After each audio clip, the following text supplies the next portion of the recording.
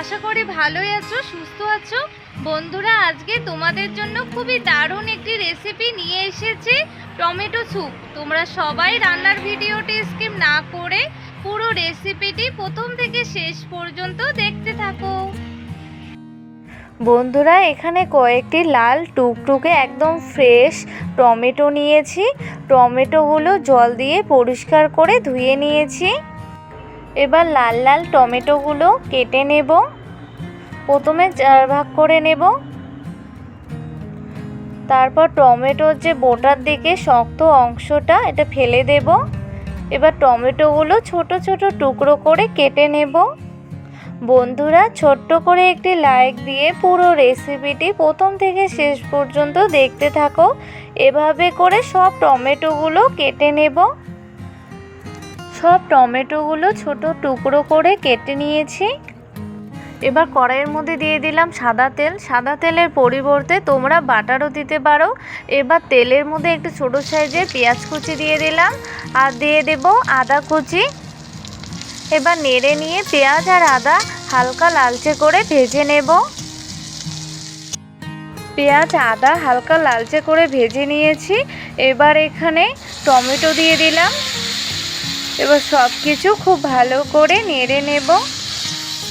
এবার টমেটোর মধ্যে সামান্য একটু লবণ দিয়ে দিলাম।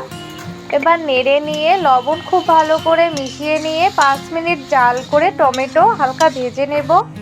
5 মিনিট পর ফিরে আসলাম। টমেটো খুব ভালো করে সেদ্ধ হয়ে গেছে, হালকা ভেজে নেওয়া হয়ে গেছে। এভাবে ভেজে নিলে টমেটোর কাঁচা গন্ধটা আর থাকে না। জাল অফ করে দিয়েছি। এবার টমেটো নামিয়ে নিচ্ছি। নামিয়ে নিয়ে ঠান্ডা করে নেব।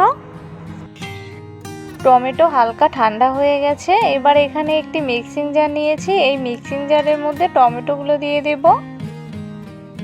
টমেটোর মধ্যে সামান্য একটু জল দিয়ে খুব ভালো করে পেস্ট করে নেব।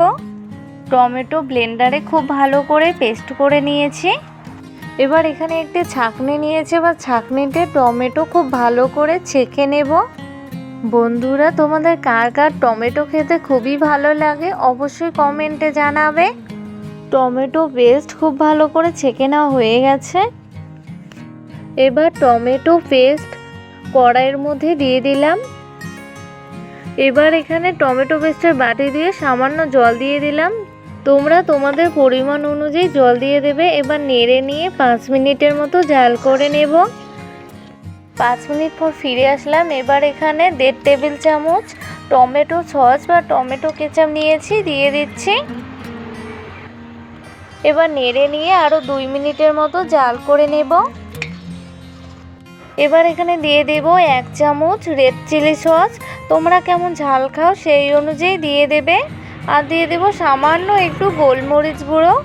এবার সব কিছু খুব ভালো করে মিশিয়ে নেব।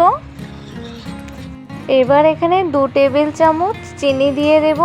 তোমরা কেমন মিষ্টি খেতে পছন্দ করো সেই অনুযায়ী চিনি দিয়ে দেবে। এবার 2 মিনিট জাল করে চিনি খুব ভালো করে মিশিয়ে নেব। একটি বাটিতে সামান্য একটু জল নিয়েছি। এবার জলের মধ্যে 1 টেবিল চামচ কর্নফ্লাওয়ার দিয়ে দেব। এবার কর্নফ্লাওয়ার জলের সঙ্গে খুব ভালো করে মিশিয়ে নেব। 2 মিনিট পর ফিরে আসলাম। এবার এখানে জলের সঙ্গে মিশিয়ে রাখা কর্নফ্লাওয়ার দিয়ে দিলাম। এবার খুব ভালো করে মিশিয়ে নিয়ে 2 মিনিটের মতো জাল করে নেব। আমি কিন্তু এখানে কোনো ফুড কালার ইউজ করিনি। বন্ধুরা, আমার টমেটো স্যুপ একদম রেডি। হালকা একটু ঘন করে নিয়েছি। তোমরা তোমাদের পছন্দ মতো ঘন বা পাতলা করে নিতে পারো। ঠান্ডা হয়ে গেলে আরও ঘন হয়ে যাবে। এখন নামিয়ে নিচ্ছি। এই টমেটো স্যুপ খেতে কিন্তু দারুণ লাগে। বন্ধুরা, একদম রেস্টুরেন্টের মতো এই টমেটো স্যুপ। দেখো বন্ধুরা, কোনো ফুড কালার ছাড়াই কতটা ভালো কালার এসেছে আর খেতেও কিন্তু দারুণ লাগে।